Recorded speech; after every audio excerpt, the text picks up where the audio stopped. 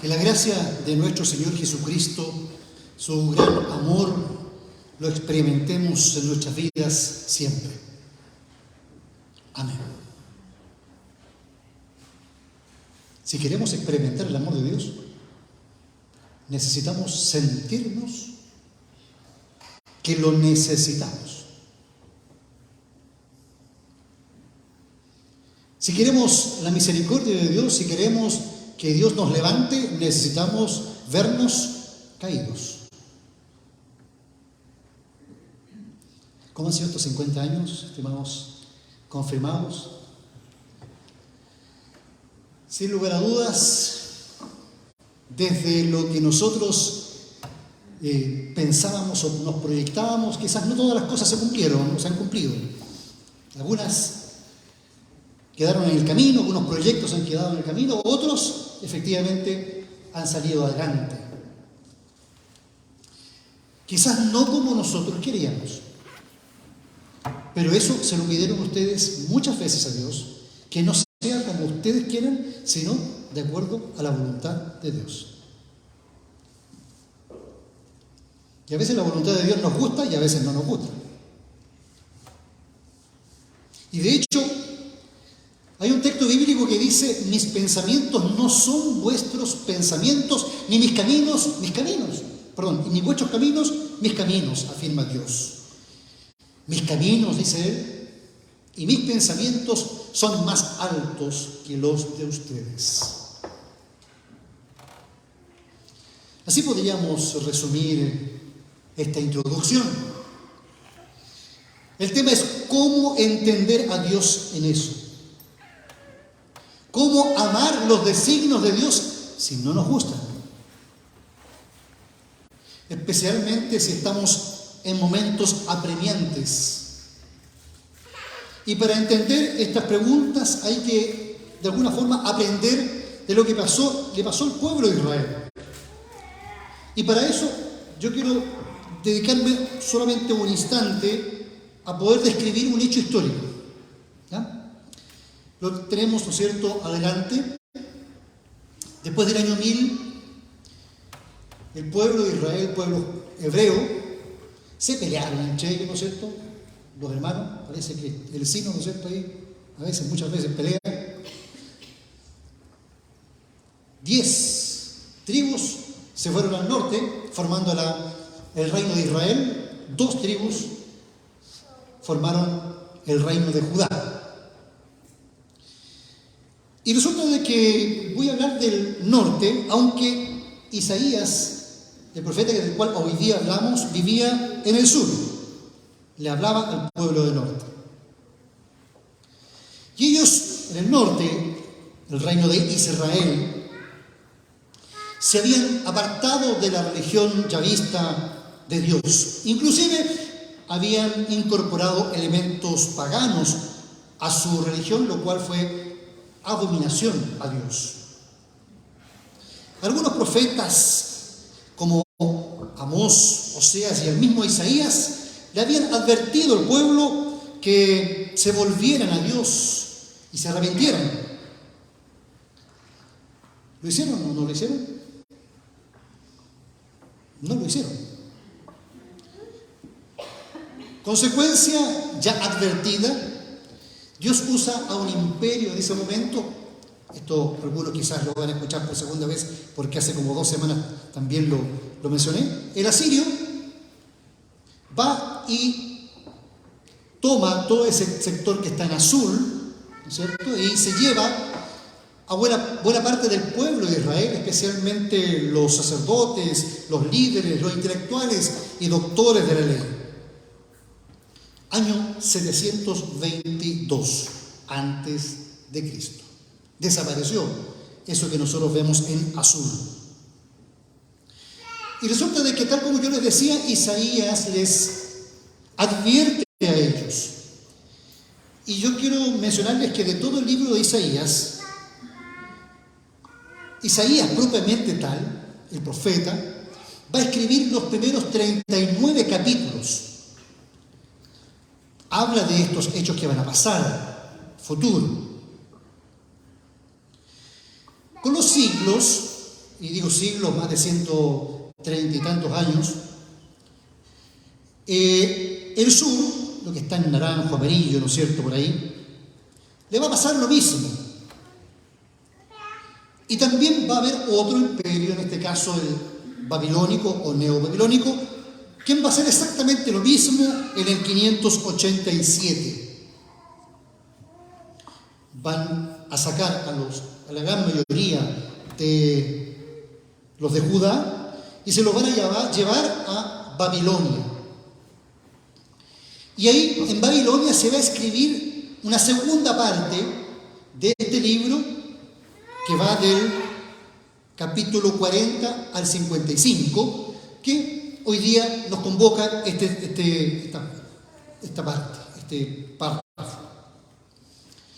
Y resulta de que se habla, ¿no es cierto?, de que no fue escrito por Isaías, ¿ya? Y la verdad es que no es problema, ¿no es cierto?, hasta los más conservadores hablan y aceptan este hecho de que este libro fue escrito por un, quizás, discípulo de Isaías. Recordemos que en aquellos años los profetas tenían como escuelas teológicas y tenían sus sucesores. Y a veces escribían estos discípulos y era como que se escribiera el profeta mismo. Tanto es así que los mejores capítulos de Isaías los tenemos escritos por este segundo personaje, que de alguna forma está reflejándonos claramente a lo que le pasó a Jesucristo. Algunos inclusive van más allá y hablan de un tercer elemento o tercera persona, porque el pueblo por los años va a volver, ¿ya?, y se van a mencionar cosas, y por eso que lo sabemos, porque tanto el segundo como el tercer Isaías va a hablar de cosas futuras, muy futuras, muy de años posteriores. Pero esta parte, tal como yo les decía, está dicha en un contexto en que el pueblo que está en el norte, en el sur, ya estaban caídos. Los imperios habían destruido al pueblo. Estaban en medio de un profundo sentimiento de vergüenza, de sufrimiento. Mordieron el polvo en aquella ocasión.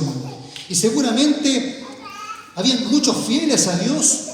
Oraron para que el pueblo no sufriera. Algunos pidieron que Dios los defendiera. Yo me acuerdo, a esta altura aproximadamente del año pasado, hace 365 días, un par de personas se me acercaron a mí y me dijeron: pastor, nos vamos, con mi familia nos vamos a Estados Unidos.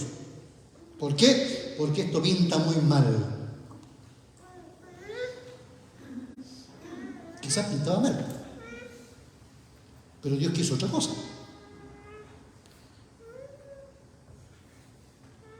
Y si hubiese pasado lo que se temía, hubiésemos estado en la misma condición que el pueblo de Israel, destruidos, fuera del lugar donde crecimos. Pero los pensamientos de Dios son más altos que nuestros pensamientos. Por lo tanto, hay que buscarle esta relación, especialmente cuando a uno los proyectos quedan truncados, los sueños quedan en el basurero y el panorama se ve muy negro y pareciera ser que Dios no nos escuchara. Eso ha provocado que muchos abandonen la fe, inclusive, porque Dios no les cumplió sus deseos. Dios no les sirve. Grueso error. Porque nosotros somos los servidores de Dios. Pero es en ese preciso momento de dolor donde Dios le dice al pueblo: te abandoné por un instante. No es que a Dios se le hubiese escapado, pero Dios trabaja con nosotros con estas cosas, con el sufrimiento. Quizás donde es más concreto y donde lo vemos en forma terrible es en el momento que nosotros tenemos aquí reflejado en la cruz, ¿no es cierto? ¿Se acuerdan? Jesucristo dijo unas palabras ahí. Dios mío, ¿por qué me has desamparado? Dios mismo se sentía así, desamparado por Dios mismo. ¿Por qué? Porque es necesario pasar por eso. Ahora, pastores, hoy día ustedes pueden decir se le pasó la mano en lo negativo, ¿no es cierto? Hay cosas buenas, por supuesto que hay cosas buenas. Especialmente cuando pasamos el valle de la sombra y de la muerte. Y vemos hacia atrás. Y vemos que esos dolores fueron por un corto momento. Sí, dice la Biblia, por un momento, en un arrebato de enojo, escondí mi rostro, dice Isaías. Pero acto seguido dice, pero con profunda compasión volveré a unirme contigo. Y luego, comillas, pero con amor eterno te tendré compasión. Cierre de comillas.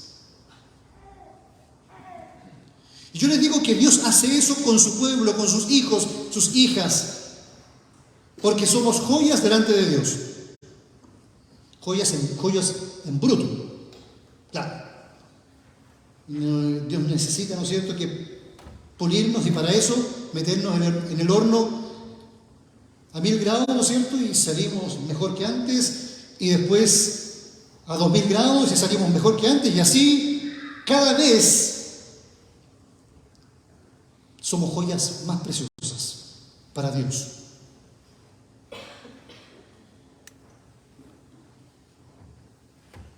Y joyas no solamente para ser admiradas, porque podemos aprender de un buen cristiano, una buena cristiana, sin lugar a dudas, sino principalmente para servir.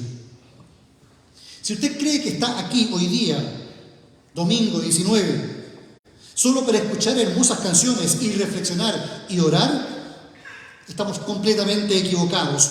Nosotros estamos aquí para ser capacitados por Dios.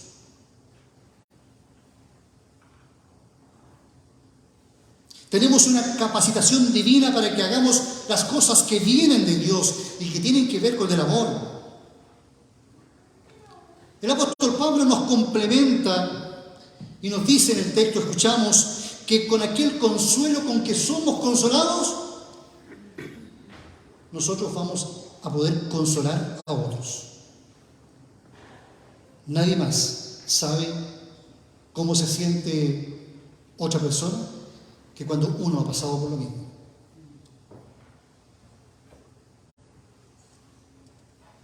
Siempre la prueba trae crecimiento. No existe desarrollo sin llanto. El otro día le decía a mis confirmandos, imagínense ustedes si en el colegio le dijeran no van a tener ninguna prueba más. ¿Se esforzarían ustedes?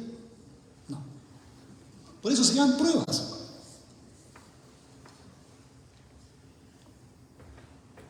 Más aún, y para ver un poco que Dios hace lo mismo, la mayor prueba de amor necesitaba pasar por la cruz.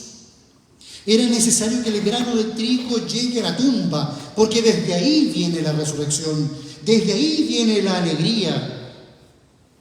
Siempre hay un mañana mejor para los hijos de Dios. Solo hay que esperar que Dios actúe. Así entenderemos, por ejemplo, ese texto tan complejo que dice: alégrense cuando estén en diversas pruebas. ¿Cómo? ¿Alegrarnos?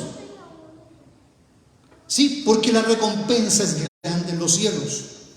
Por eso que este domingo se llama Laetare, porque después del sufrimiento volveremos a tener alegría. Por eso es necesario ser maduros en la fe para comprender que Dios está como pastor, no solamente en los sufrimientos, sino más allá de estos. Y como dice el texto, el que persevere hasta el fin, ese será salvo. Así, hermanos, hermanas, podemos estar angustiados, pero no desesperados. Porque precisamente en la resurrección de Jesús encontramos ese poder con que Dios también nos levanta, nos restaura y nos resucita en ese día final. Que Dios nos acompañe en este deambular por este desierto de la vida para que también nos entregue alegrías. Amén.